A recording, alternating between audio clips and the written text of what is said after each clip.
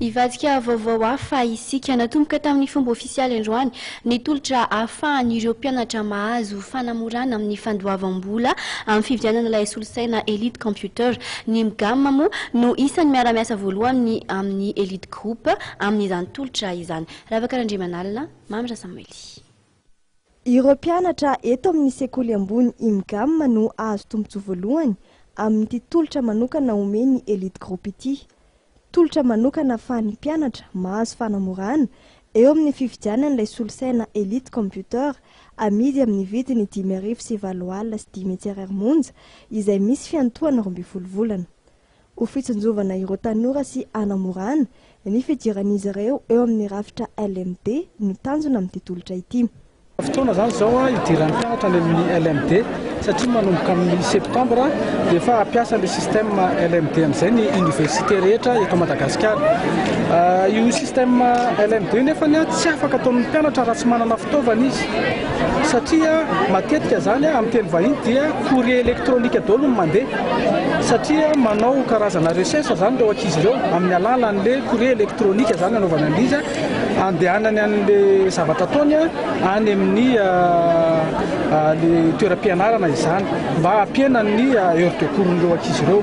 Dia nanapa-kevitra zany ny Elite hoe tsy maintsy omena tolotra misahaza ho an'le mpianatra ny groupe Elite.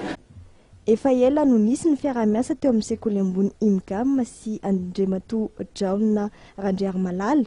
Itsy farany moa dia efa ray mpiany andiany 7 mpianatra navoaka teo amin'ity sekoly ity. Ity sekoly ity izay vao nahazo ny habilitation tamin'ny lalam-piofanana misy eo aminy efa tao anatiny 2 volana izao.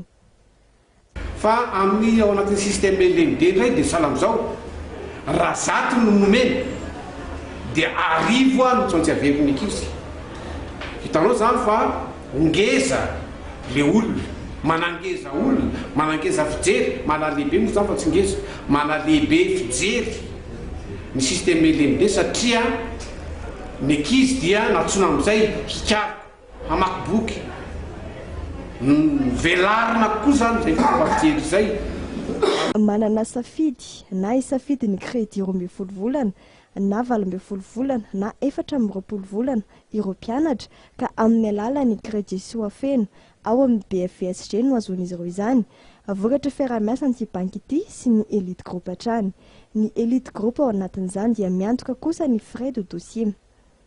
Maka proforma amin'ny Elite GSM zany izy dia vao mahazo proforma any izy dia makany aminay dia efa tonga dia disponible ho anazy ny crédit soafeno eo raha ohatra ka manana compte izy, raha tsy manana compte izy dia manokatra compte dia azo ny fampandramam-bola.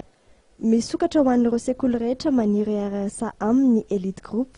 Ireo olon-tsotra moa dia azo tombotsoa amin'ity fanamorana ny fividianana ny solosaina ity ihany koa ao anatin'izay fiara-miasa ny Elite Group sy ny BFSG hatrany. Ireo olona mikarama ary mandray karama manomboka eo amin'ny 5,3 monja dia efa afaka mahazo tombotsoa amin'izany ary amin'ny alalan'ny crédit soafeno hatrany.